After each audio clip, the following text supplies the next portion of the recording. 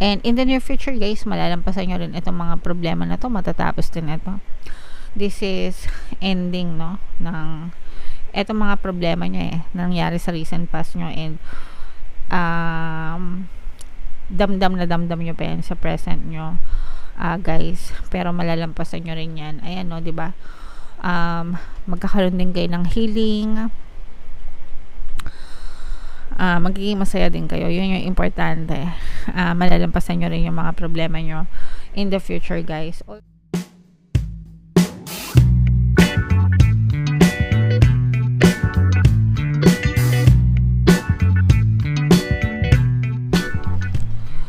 Hello guys, hello Leo, welcome back to Pinay Pixie Tarot. Ang pamagat ng episode natin for tonight is anong ganap sa buhay mo. Another timeless reading guys para sa Leo, Sun, Moon, Rising, Sign, and Venus. General reading lang guys, pwede mag-resonate, pwedeng hindi. Combination ng positive and negative energy mga kapixie. Unahin natin tong deck na to guys, tingnan natin kung ano mga mensahe sa inyo ng inyong mga gabay. Comment down below guys if feeling nyo naka-resonate kayo sa mga messages. So we have Angel of Balance. Meron din tayong Door to Personal Healing and Happiness na naka-reverse mga kapixie. And Appreciation in reverse guys. So una, we have Angel of Balance. Maganda ito guys kasi ginagabayan kayo ng inyong mga gabay, no, para malagay sa tamang balance yung inyong pamumuhay. Kasi for some of you guys, no, nakaranas talaga kayo ng mga negativity sa buhay nyo. We have Door to Healing and Happiness na naka-reverse at saka itong Appreciation. So ibig sabihin nito guys, for some of you, may mga problema kayo na pinagdaanan guys, and right now tinutulungan kayo ng mga gabay nyo, mga spirit guides nyo, angel guides nyo para maka-recover kayo mga kapixie, para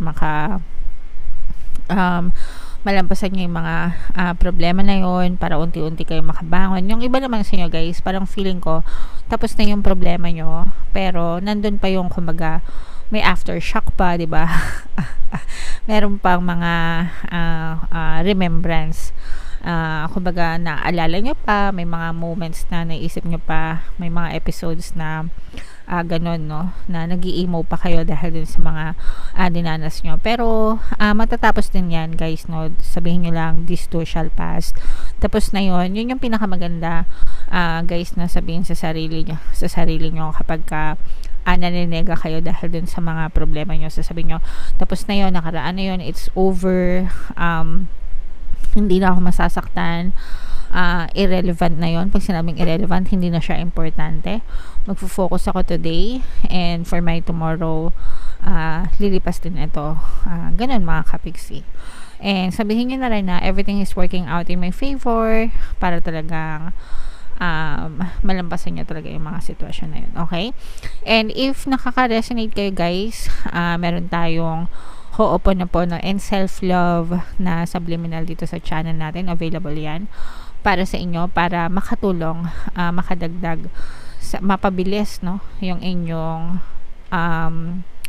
recovery mga kapixie. So pakinggan nyo yun para talagang tuluyan na kayong maka-recover and makabangon, lalo na sa mga broken hearted or sa mga meron talaga mga emotional pain mga kapixie. Okay?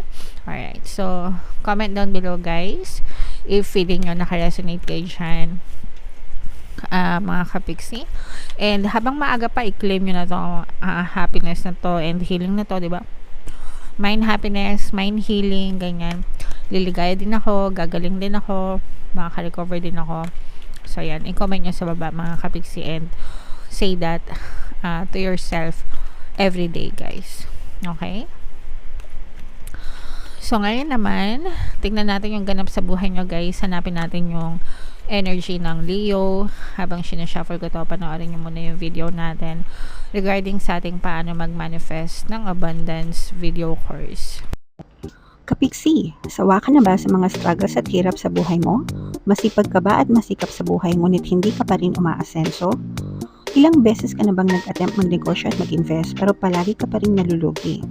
Sa pagkakataon na ito ay maaaring may subconscious beliefs ka na nagiging balakid sa iyong pag-unlad at pagyaman. Introducing, paano mag-manifest ng abundance video course.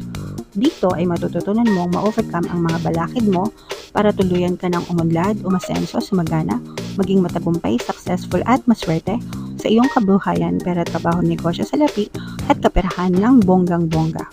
Dali, mag-send na ng email sa pinoypixie@gmail.com at simulan na ang iyong pagyaman ngayon. Alright. So, Leo, sabay-sabay tayo magpayaman ngayon 2024, guys. Mag-avail na kayo ng course kasi sobrang ganda talaga niyan. And good news mga kapiksi dahil ngayong March until March 31, magbibigay ako ng 1 free pampaswerte subliminal sa lahat na mag-avail ng course. Kaya mag-avail na kayo mga kapiksi, sobrang ganda talaga niyan.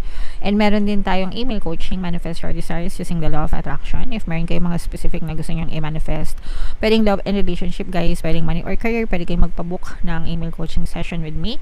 Mag-send lang kayo guys ng email sa pinoypixie@gmail.com. So, Leo, kayo ay nirepresent ng King of the Forces sa ating spread. Ito yung spread natin, guys. Itong sa baba, yung inyong recent past. Itong sa gitna, yung present nyo. And then, itong sa taas naman, yung possible future nyo. So, in your recent past, mga kapiksi, no, talaga nakita natin itong mga problema nyo. Nagkaroon kayo ng mga problema. Ayan. Pwedeng nagkaroon sa mga sa iba, yung iba sa inyo guys, parang especially kung let's say for example nasa ibang bansa ka, baka nagkaroon ka ng problema sa mga documents mo, baka naging TNT kayo, baka nagkaroon kayo ng problema sa mga employers nyo mga kapiksi, or baka nagkaroon kayo ng problema sa mga travel nyo.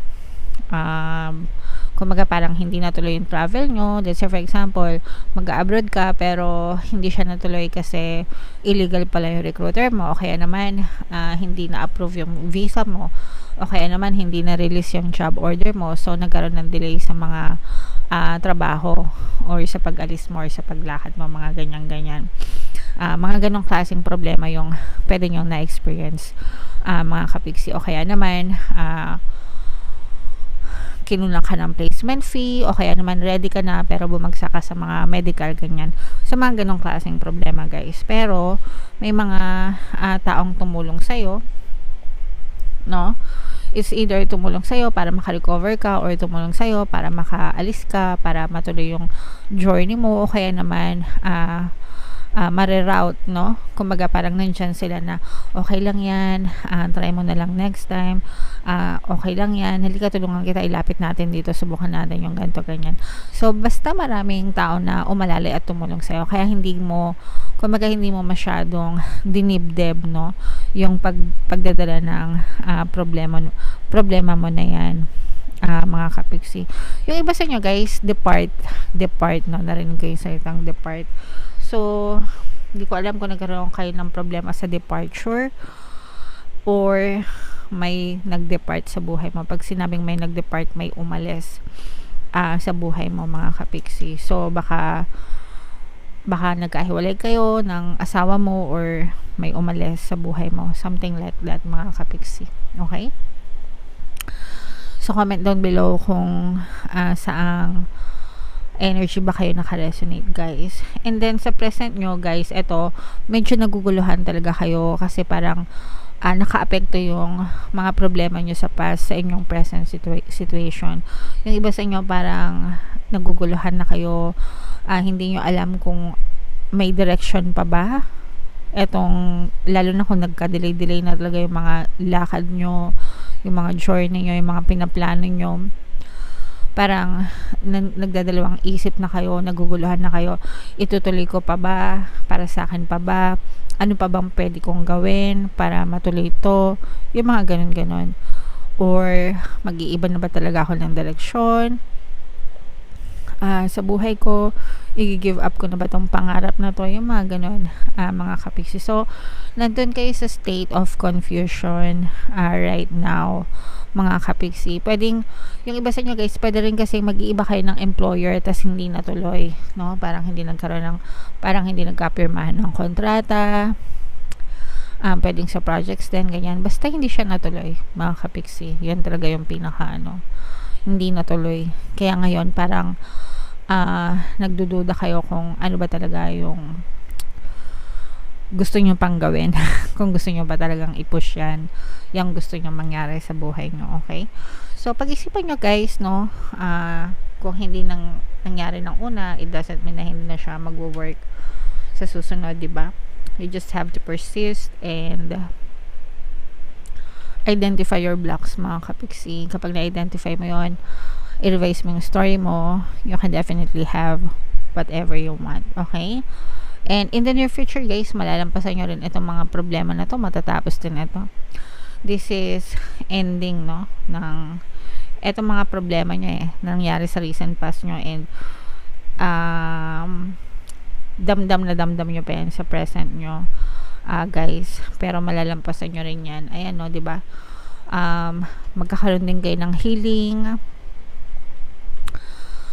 magiging masaya din kayo. Yun yung importante. Malalampasan nyo rin yung mga problema nyo in the future guys. Although kahit malampasan nyo siya, parang sabi ko nga, 'di ba, nasa state of confusion yung iba sa nyo right now, and magpapatuloy pa rin yan. Parang kumbaga malalampasan nyo yung problema nyo, pero feeling nyo walang direksyon yung buhay nyo. Take your time, mga kapiksi. Huwag kayo masyado magmadali. I-assess nyo, kung tanungin nyo yung sarili nyo, ano ba talagang gusto ko, what do I really want, okay? Okay na ba ako sa ganito? Magsisettle ba ako sa ganito? O susubukan ko ba yung mga ganito? Ganyan. Makakatulong din siguro sa inyo yung pag-consult sa ibang tao, para may mas-masang kayo, or makapagbigay sila ng kanilang suggestion, di ba? Kasi baka meron silang nakikita na hindi nyo nakikita. Sometimes nagiging close-minded kayo, so maging open-minded din kayo sa mga suggestions and recommendations na maaari din makatulong sa inyo sa pagdidesisyon. At the end of the day guys, kayo pa rin yung magdidesisyon kung anong gusto nyo mangyari sa buhay nyo, pero it helps, no, kapag kayo ay nagtanong sa ibang tao. Pwede nyo i-consider yung mga sinasabi nila, pero again, ikaw pa rin yung magdidesisyon kasi buhay mo yan. Alright? Okay, so yeah, comment down below guys if feeling nyo naka-resonate kayo sa mga messages para sa inyo. Ito yung ating pampaswerte, subliminal, mga kapiksi. Pakinggan nyo para talagang maging maswerte kayo ngayon 2024. And ito naman yung ating success stories ng paano mag-manifest ng abundance video course. Click here to subscribe guys, and click here to join our membership program. Thank you for liking, sharing, and subscribing, and see you again next time. I love you all guys. Have a nice day. Bye bye.